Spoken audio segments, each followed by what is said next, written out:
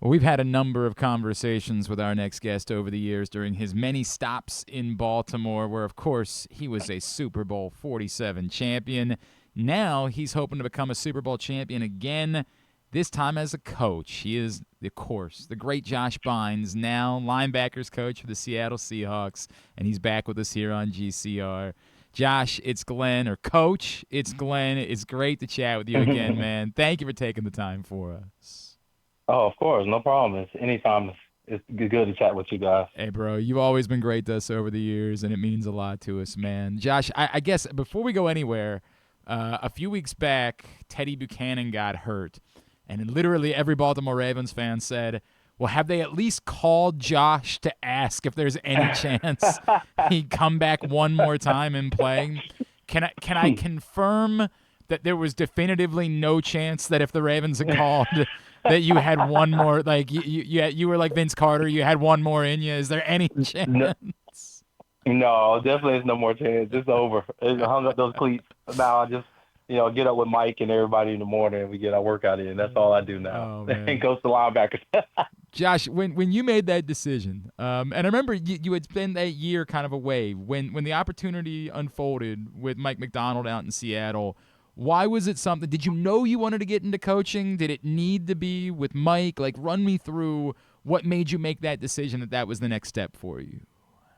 To be honest, I kind of wasn't really big on getting into coaching, to be honest. But I knew it was something I did enjoy, even obviously as a player, half player, half coaching, I guess at the time.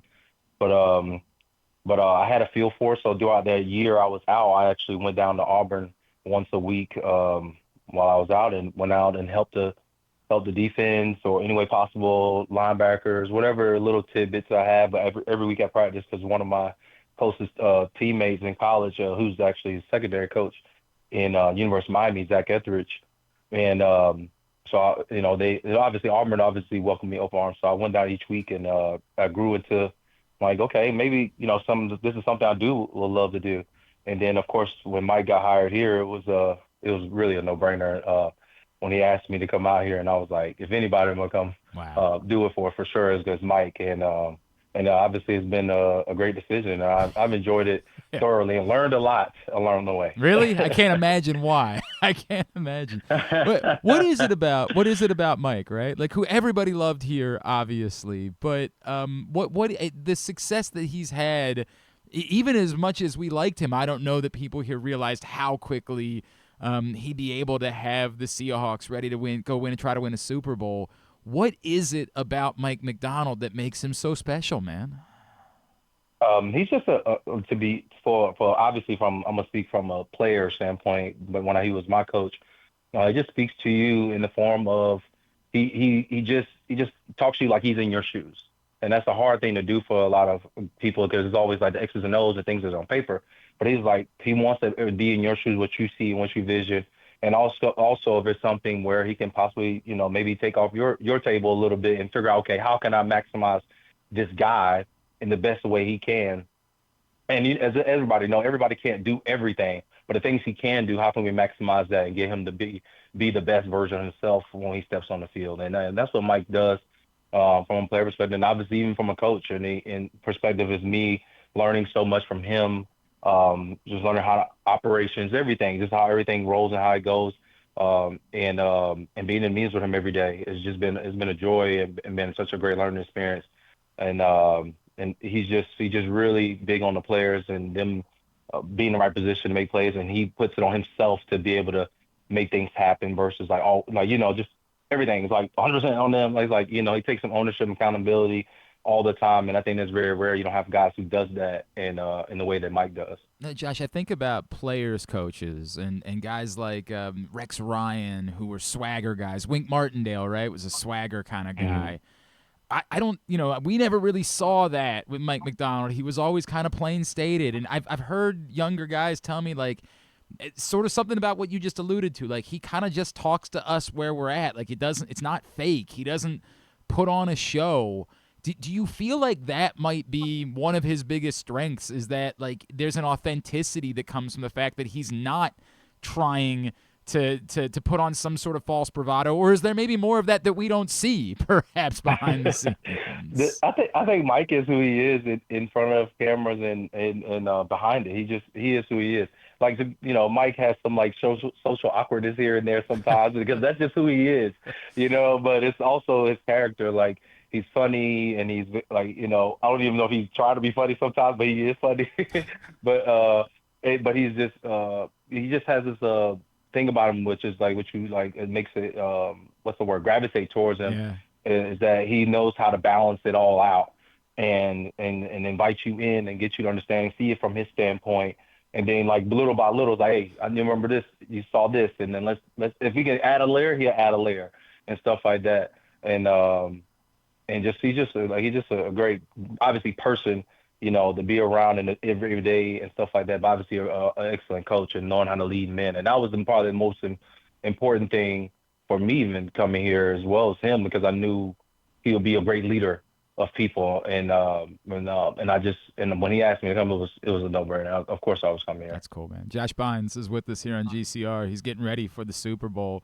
Josh, how does preparing for a Super Bowl as a coach compare to preparing as a player? Because I would think there might even be maybe like a little bit more pressure. Like, I want to make sure that these guys are in the best position so that they can win one. Like, is there a little bit of that maybe comes with being in the Super Bowl as a coach in comparison to a player?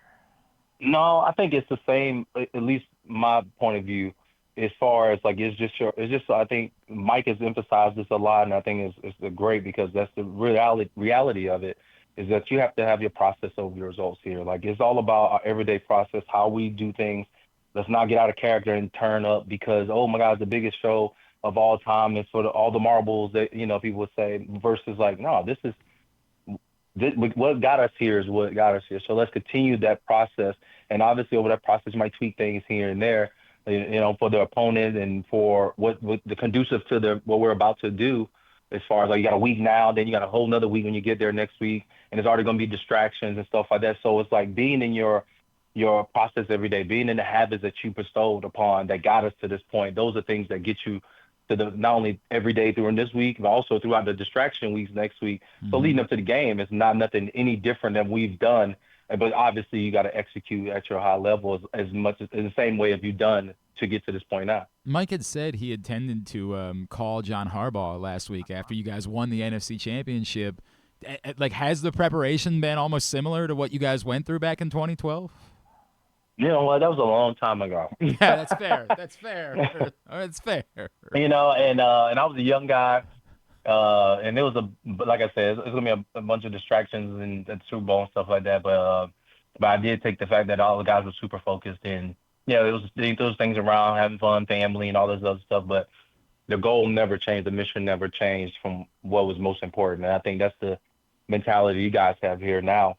And it's been great, and the guys continue to still work as it is.